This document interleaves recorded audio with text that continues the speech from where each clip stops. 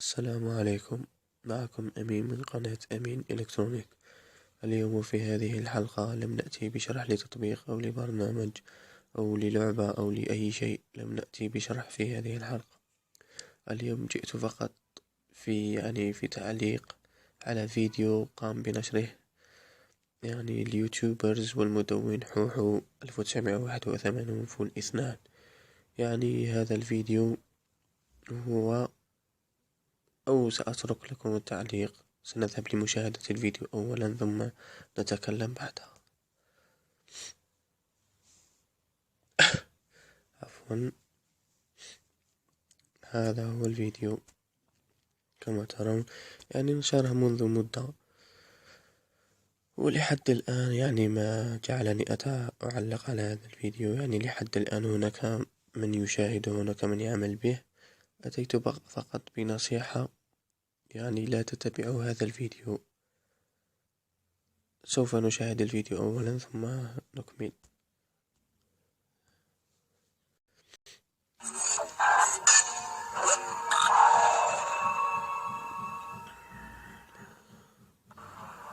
بسم الله الرحمن الرحيم، والصلاة والسلام على التي سوف نشرحها في هذا الدرس. سوف تشاهد فرق أحباب في الله. فأنا شخصيا هاتفي لي تقريبا 3 أو 4 أشهر قمت بشرائه، وبعد أن قمت بتطبيق هذا الأمر على هذه البطارية شاهدت فرق كبير جدا. بالتالي لم أتردد بأن أقترح عليكم صراحة هذا الكود الذي هو نجمة دي 0228 نجمة بهذا الشكل. سوف تجدها أسفل الفيديو.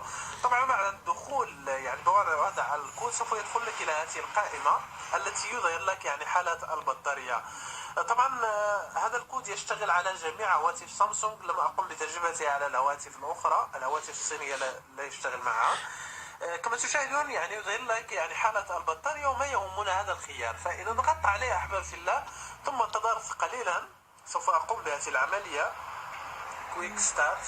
كما تشاهدون تظهر لك نافذة التنبيه هنا. اضغط على اوكي على مسؤوليتي بطبيعة الحال، ثم انتظر قليلا حينما يقوم بإعادة تشغيل تقريبا بضع ثواني. كما تشاهدون للهاتف تمت العملية بنجاح. الحين كل ما عليك فعله هو إغلاق الهاتف مباشرة.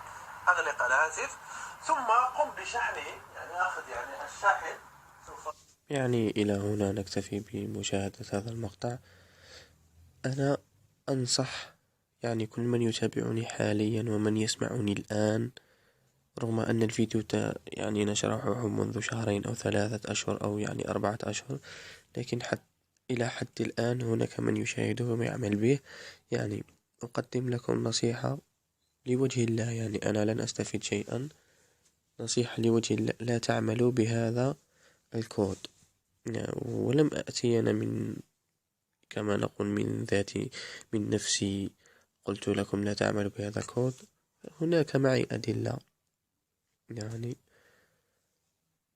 بعض التعليقات على الفيديو. مثلا هناك من يقول كذاب، هذا الكود سوف يدمر البطارية هاتفكم. هذا التعليق له علق منذ يوم فقط رغم أن الفيديو قديم. وهناك أيضا من يقول يا كان لدي S3 لكن جربت الكود وتلف الجهاز. وأصبح الناس يريدون إلغاء، كما ترون، إلغاء الكود. يا حبيب، وهذه الطريقة كيف نلغيها؟ هناك من يسب ويشتم حوحو، وهذا ما لم يعجبني. هو مع احتراماتي مع احتراماتنا مع احتراماتنا له، هو يوتيوبرز مشهور ومحترف في هذا المجال. لا ننسى هذا الشيء. ولديه تجربة كبيرة. كما ترون الهاتف الخاص بي صار كما ترون. هناك من يقول هذا الكود خطير وشركة سامسونج لا تنصح به. وبعد البحث وجدت طبعا شركة سامسونج لا تنصح باستعمال هذا الكود. هناك من راسل الشركة على موقعها، على صفحتها في فيسبوك، صفحتها الرسمية، وردت له بهذه الرسالة: عزيزي، هذه الرموز تستخدم على مستوى تقني مركز صيانة ومهندسي سامسونج للتأكد من معايير البطارية، ولا ينصح البتة. انظروا إلى كلمة البتة يعني لا ينصح تماما باستخدامها من طرف مستخدمي الهواتف العملاء، يعني المستخدمين والزبائن. يعني ماذا أقول، يعني هذا التعليق له منذ 8 دقائق، ولهذا هذا ما جعلني أضع هذا الفيديو. يعني هناك من لا يزال يشاهد هذا الفيديو، وما أنصح به يعني هو عدم استعمال هذا الكود. وعكس ذلك نرى أمين رغيب، يعني هذا الكود أصبح شائعا في عالم التقنية، يعني وسط التقنية. ونشكر الأخ أمين رغيب، يعني مع قناة المحترف للمعلوميات، الذي وضع لنا شرحا يساعدنا فيه كيفية تخلص أو إلغاء هذا الكود. يعني هذا هو الشرح. سوف أضع لكم رابط الشرح أسفل الفيديو. عفوا.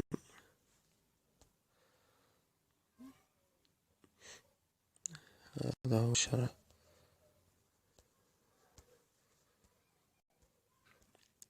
حل لضحايا تطبيق كود البطارية من الإجراءات يكون للعمل بشكل عادي.